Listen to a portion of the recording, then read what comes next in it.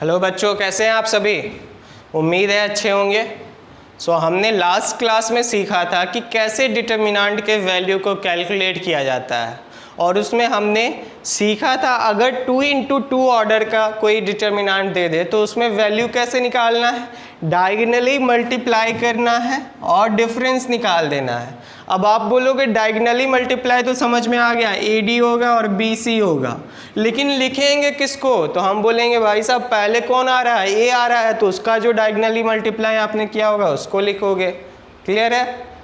फिर 3 into 3 order का कहानी मैंने आपको क्या बताया था कि अगर आपको 3 इंटू 3 ऑर्डर में कुछ निकालना दे दे तो आपको सिंपली करना क्या है, कोई भी एक रो को पिक आउट करना है।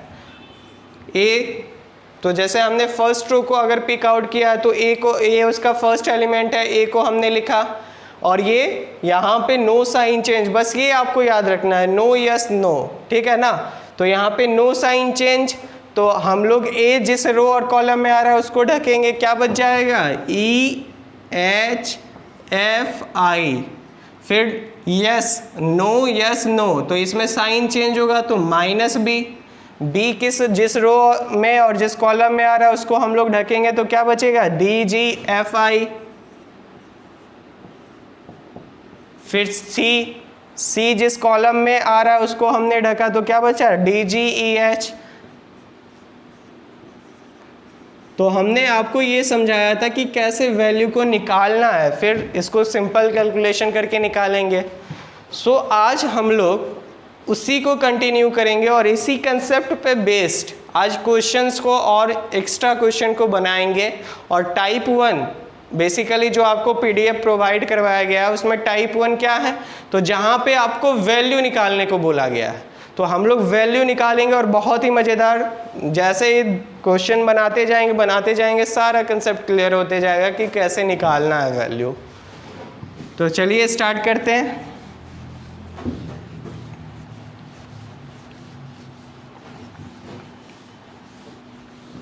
मैंने आपको कोफैक्टर का भी कंसेप्ट बताया था, लेकिन उसको मिसमैच मत कीजिएगा, क्लियर है, नहीं तो बहुत ही हौच पौच होगा। तो जैसे अभी और एक क्वेश्चन लेते हैं और समझाता हूं मैं आपको। क्वेश्चन नंबर 1 से स्टार्ट करते हैं आज। टाइप 1 का क्वेश्चन नंबर 1 है कि 7, 8, 15, 20। तो हमने क्या बोला आपको, जो पहले आ रहा है उसको डायगोनली मल्टीप्लाई कीजिए, 7 इंटू 20, बीच में माइनस 15 इंटू 8, क्या हो जाएंगे 140, माइनस 18 इंटू 15 क्या हो जाएगा 120। तो 20 आंसर आ जाएगा हम लोगों को। क्वेश्चन नंबर 2 है 1 का, 6, 7, माइनस 3, 2, क्या हो जाएगा डिटर्मिनेंट का वैल्यू 6 इंटू 2 12, माइनस 3 इंटू 7, ध्यान देना है यहाँ पे, 12 माइनस ये क्या हो जाएगा माइनस 21, और माइनस इंटू माइनस प्लस 21, तो 12 प्लस 21 क्या हो जाएगा 33। बहुत ही सिंपल सा क्वेश्चन था। नेक्स्ट एक मजेदार क्वेश्चन दिया है, देखिए।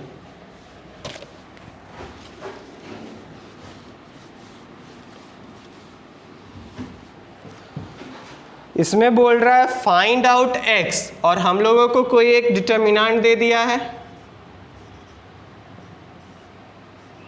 और इसका वैल्यू भी इस डिटर्मिनेंट का दे दिया है जो कि -15 है।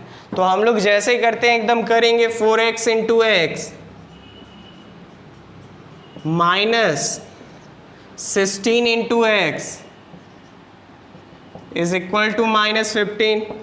ये क्या हो जाएगा 4x into x, 4x square minus 16x, इधर -15 है, इक्वल टू के इस साइड आएगा तो क्या हो जाएगा ये +15 इज इक्वल टू 0। अब इसको फैक्टराइज करेंगे। फैक्टराइज आई होप आपने क्लास 11 में समझा होगा कैसे किया जाता है। तो इन दोनों के प्रोडक्ट को निकाला जाता है। तो 15 इंटू 4 60, अब 60 को कुछ ऐसे दो भाग में डिवाइड करेंगे कि मेरा सम तो -16 रहे, लेकिन गुना करने पे वो क्या आ जाए, वो 60 आ जाए। तो ध्यान से देखिए कैसे आ सकता है। तो 2 × 30 कोई कनेक्शन नहीं है, 3 × 20 कोई कनेक्शन नहीं है, 15 × 4 16 कोई कनेक्शन नहीं है। तो जब आपको कोई उपाय नहीं दिखे तो आपको क्या करना है, प्राइम फैक्टराइज 60 का। तो 2 30 टाइम्स में, 2 15 टाइम्स में, 2 नहीं करेगा इस बार, 3 करेगा तो 5 टाइम्स में। अब यहीं से कोई एक कॉम्बिनेशन निकलेगा, ये एकदम क्लियर रखना है। तो कॉम्बिनेशन कैसे निकालना है उसको ध्यान में रखना है कि प्रोडक्ट तो मेरा 60 आए, दोनों को मल्टीप्लाई करने से 60 आ जाए, लेकिन जोड़ने घटाने से क्या हो, वो 16 आए। तो हम लोग कॉम्बिनेशन को सेलेक्ट करते हैं, ध्यान से देखिए। 5 × 2 क्या हो जाएगा, 10, और 3 × 2 6, मतलब 10 + 6 को हम लिख सकते हैं। तो 10 + 6 16 भी आ रहा है, और 10 × 6 16 भी आ रहा है। तो ये कैसे टूटेगा बताइए, यहाँ -16 है तो क्या हो जाएगा, ये 4x² - 10x - 6x + 15 = 0। अब ध्यान से देखिए, यहाँ से कुछ कॉमन आएगा, यहाँ भी x है, यहाँ भी x है, यहाँ पे 4 है, यहाँ 10 है, लेकिन दोनों का कोई कॉमन फैक्टर है या नहीं, दोनों में कॉमन 2 है। तो हम लोग यहाँ से 2x को कॉमन ले लेंगे। तो यहाँ पे क्या बचेगा, ध्यान से देखिए, x का पावर 2 है तो एक x तो बचेगा ही बचेगा, और यहाँ पे 4 है, यहाँ पे 2 हमने कॉमन लिया है, तो 4 / 2 2x बच जाएगा, माइनस एक x था, x कॉमन लिया हमने, बाहर चला गया, 10 / 2 5 बचा। इसी तरीके से 6x + 15 कुछ कॉमन तो जरूर है, ध्यान से देखिए, 6 15 3 दोनों का कॉमन फैक्टर है, तो 3 को हमने कॉमन बाहर लिया, ये क्या बच जाएगा, -3 हमने बाहर लिया है, तो ये क्या हो जाएगा, 2x माइनस, यहाँ क्योंकि यहाँ से -3 बाहर ले रहे हैं, ध्यान से समझिए। अगर हम लोग +15 को लिखना चाहते हैं तो इसको क्या लिखेंगे, -3, क्योंकि हमने कॉमन लिया है तो यहाँ पे क्या बचेगा, -5। क्लियर है, तो ये -5 हो जाएगा। तो 2x - 3 × 2x - 5 = 0। और अगर कोई भी दो प्रोडक्ट का वैल्यू 0 आ रहा है, इसका मतलब है या तो ये 0 होगा या तो ये 0 होगा। तो दोनों को हम लोग 0 कर देते हैं। यहाँ पे a का काम क्या कर रहा है, 2x - 3, तो इसका मतलब क्या हो गया, या तो 2x - 3 0 होगा या तो 2x - 5 0 होगा। इसको सॉल्व करेंगे, क्या आ जाएगा, 2x = 3, x = 3/5, और यहाँ से 2x = 5, x = 5/2। तो बहुत ही सिंपल सा क्वेश्चन था, कंसेप्ट कुछ नहीं था, मैंने आपको फैक्टराइजेशन का कंसेप्ट बताने लगा। अगर ये आपको आता होगा, जो कि एक्सपेक्ट मैं कर रहा हूँ आप सभी को आना चाहिए, तो बहुत ही क्वेश्चन सिंपल है, आप तुरंत वैल्यू को फाइंड आउट कर लोगे। लेकिन अगर नहीं आता है फिर समस्या है, क्योंकि क्वेश्चन पूछ सकता है इस टाइप का एग्जामिनेशन में।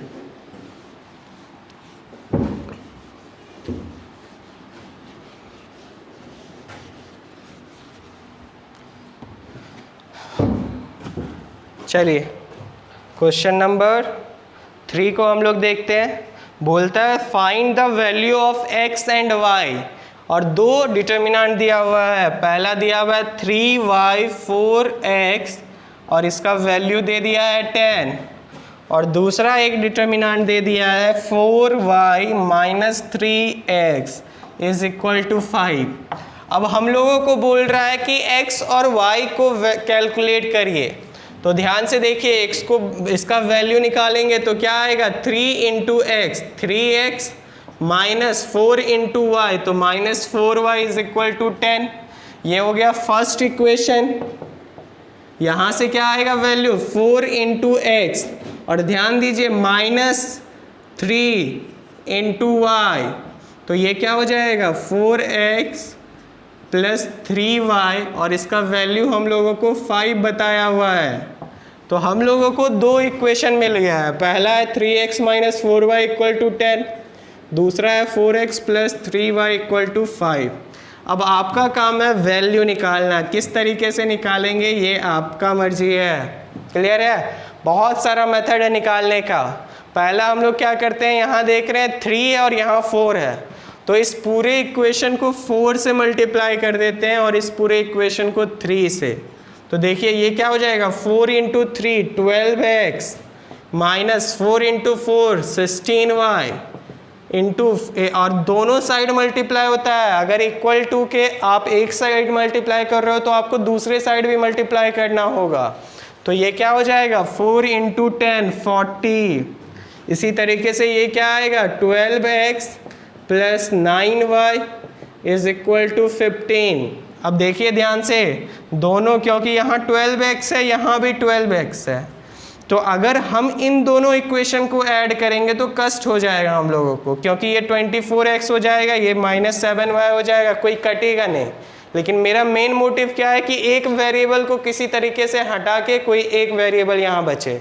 तो हम लोग क्या करते हैं माइनस कर देते हैं, तो 12x माइनस 12x कैंसिल हो गया, -16y माइनस 9y, ध्यान देना है ये माइनस हो गया, हम लोग माइनस कर रहे हैं सेकेंड इक्वेशन को। तो ये -16 माइनस 9 क्या होगा -25y is equal to 40 minus 15, तो 25। क्लियर है? तो y का वैल्यू यहाँ से कितना आएगा -1। अब इसी तरह से आप कोई भी इक्वेशन में वैल्यू रख के निकाल सकते हो, चाहे तो इस इक्वेशन में रख दीजिए, चाहे तो इसमें रखिए, चाहे तो इसमें, चाहे तो इसमें, आप किसी में रखेंगे y का वैल्यू x का वैल्यू आपको निकल जाएगा। 4 नंबर लास्ट क्लास है हमने बताया था, 5 नंबर भी आपको लास्ट क्लास में मैंने आपको बताया था।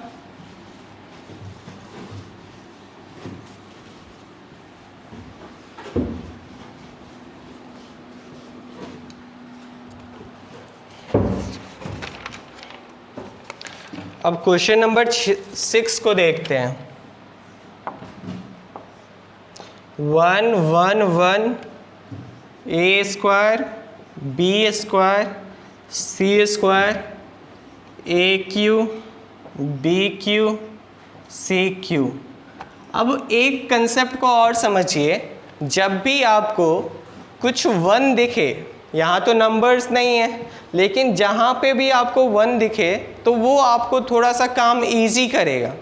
तो आप क्या करेंगे कि उसी रो या उसी कॉलम के थ्रू एक्सपेंड करेंगे। तो हम लोग यहाँ क्या करते हैं, फर्स्ट रो नहीं फर्स्ट कॉलम के थ्रू एक्सपेंड करते हैं, क्योंकि फर्स्ट कॉलम में तीनों एलिमेंट 1 1 है। क्लियर है? तो फर्स्ट कॉलम में जैसे आप कर रहे हो तो थोड़ा सा समस्या आ सकता है, तो आप यहाँ लिखेंगे नो यस नो, इसको लिख लेंगे। फिर आगे क्या हो जाएगा, डिटर्मिनेंट इज इक्वल टू 1। अब 1 को हमने ढका तो क्या बचेगा B square C square B cube C cube.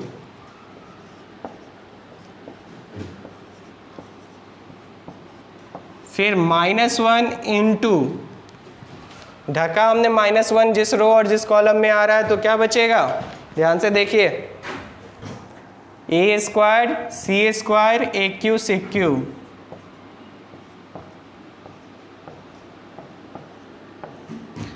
फिर +1, तो क्या बचेगा, ध्यान से देखिए, A square B square A cube B Q.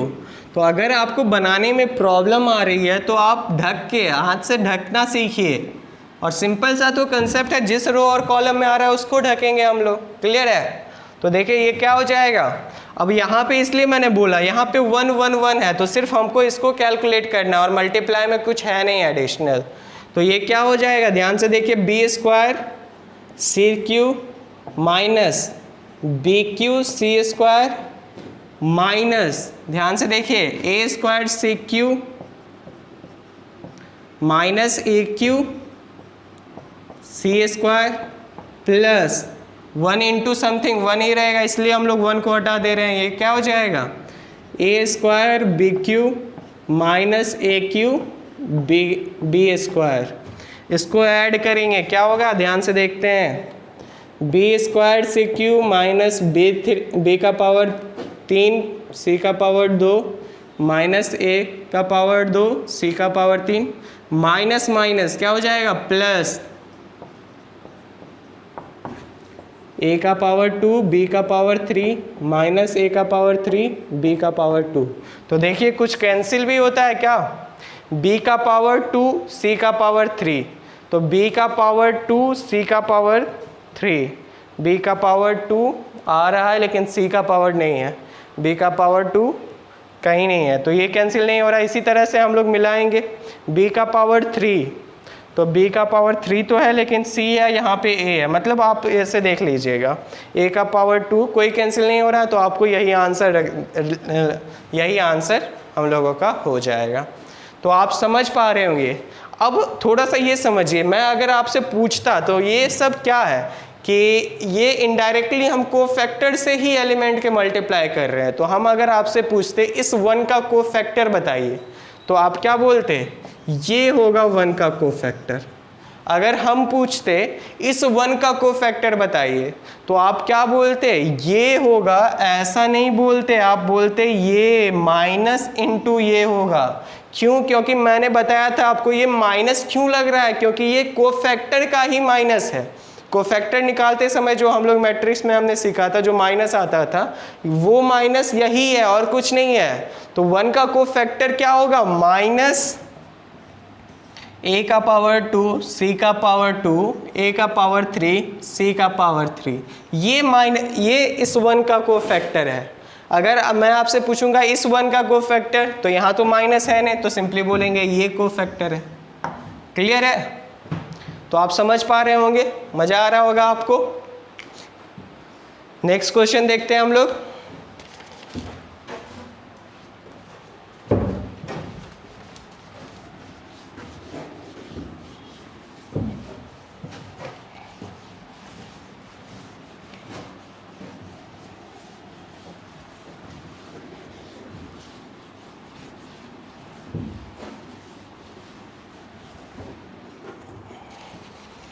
देखिए नेक्स्ट क्वेश्चन है, A H G H B F G F C.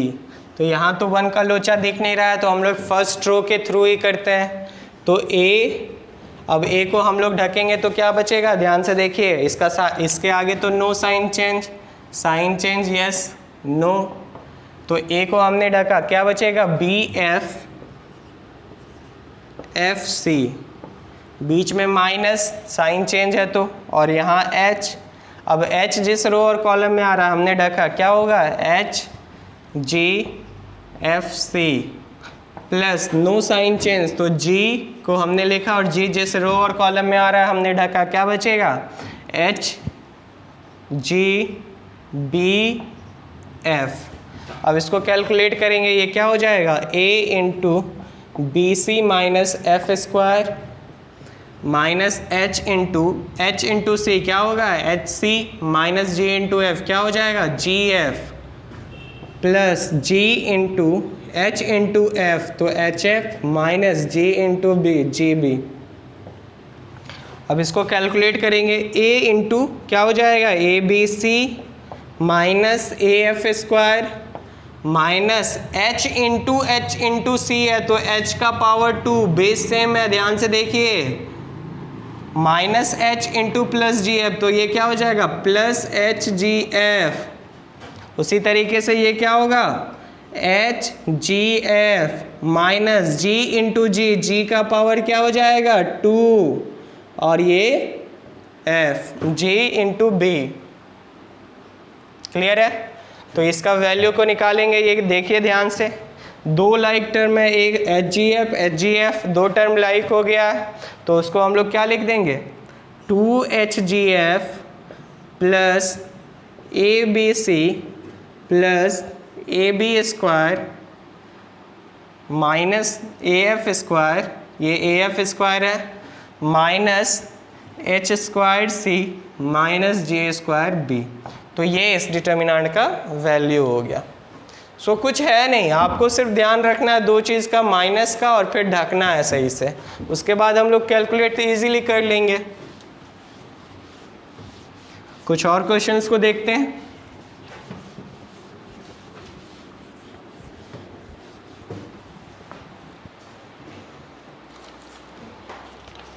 Question number 8 है, और ये सब प्रॉपर्टीज़ जब हम लोग पढ़ेंगे तो वहाँ भी निकालना सीखेंगे, क्योंकि वहाँ पे आप देखिएगा चुटकी में ये सब क्वेश्चन का वैल्यू निकल जाएगा। वहाँ पे आपको एक्सपेंस जो हम लोग एक्सपेंड करते हैं वो भी करने का ज़रूरत नहीं पड़ेगा। तो ध्यान से देखिए, यहाँ तो हम लोग, मैंने आपको तो स्पेसिफिकली बताया जिस रो या कॉलम में 1 1 1 दिख जाए हम लोग उसी रो या उसी कॉलम के थ्रू एक्सपेंड करेंगे। तो यहाँ पे फर्स्ट रो में ही 1 1 है, तो हम लोग क्या करेंगे, फर्स्ट रो के ही थ्रू एक्सपेंड करेंगे। तो 1 को हमने लिखा, 1 जिस रो और कॉलम में आ रहा है हमने ढका, क्या बचेगा,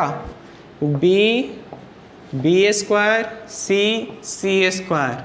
आगे याद रखिए साइन चेंज था तो -1, जिस रो और कॉलम में आ रहा है क्या बचेगा, ए स्क्वायर सी स्क्वायर।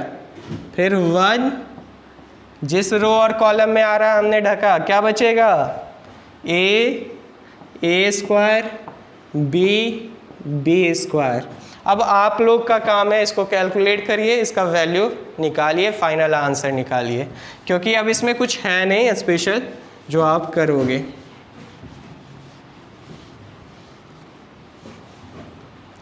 चलिए अब मैं आपको कुछ रेंट वर्क दे देता हूं जो आपको बनाना रहेगा। एक क्वेश्चन है, क्वेश्चन नंबर 9, सॉल्व करना है आपको। x4 x2 x2 3 1 5 is equal to 0। यहाँ से आपको वैल्यू निकालना है, x का वैल्यू कैलकुलेट करना है, और आप देख रहे हैं इस पूरे डिटर्मिनेंट का वैल्यू कितना दिया है, 0। तो x का वैल्यू क्या होगा वो आपको निकालना है। नेक्स्ट क्वेश्चन, क्वेश्चन नंबर 10 देखिए, जैक बोर्ड में पूछा गया है, जैक 2015 का क्वेश्चन है। 9 12 3 4 इसका वैल्यू निकाल देंगे हम लोग। तो अभी भी बता सकते हैं 36 माइनस 12 3 से क्या होगा, 36, दैट इज़ 0।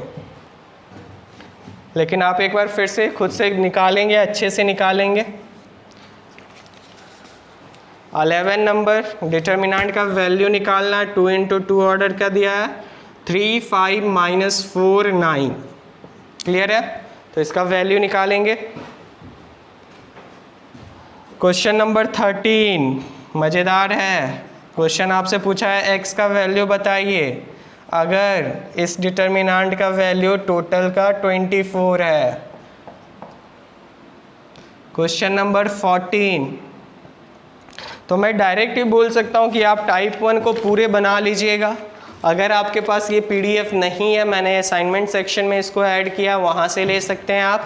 अगर आपके पास वहाँ पे नहीं दिख रहा है या कोई समस्या आ रहा है, देन आप इस नंबर पे कांटेक्ट करेंगे और बोलेंगे सर PDF चाहिए, देन आपको PDF प्रोवाइड कर दिया जाएगा और आपको पूरे टाइप 1 को बनाना है, सिंपल भाषा में। क्लियर है? तो चलिए आज यहीं तक रहने देते हैं। आई होप आपको मज़ा आया होगा। जितना क्वेश्चन आपको बताया गया उतना क्वेश्चन कर लेना है, और ध्यान रखिए अपना। मिलते हैं हम लोग नेक्स्ट क्लास में।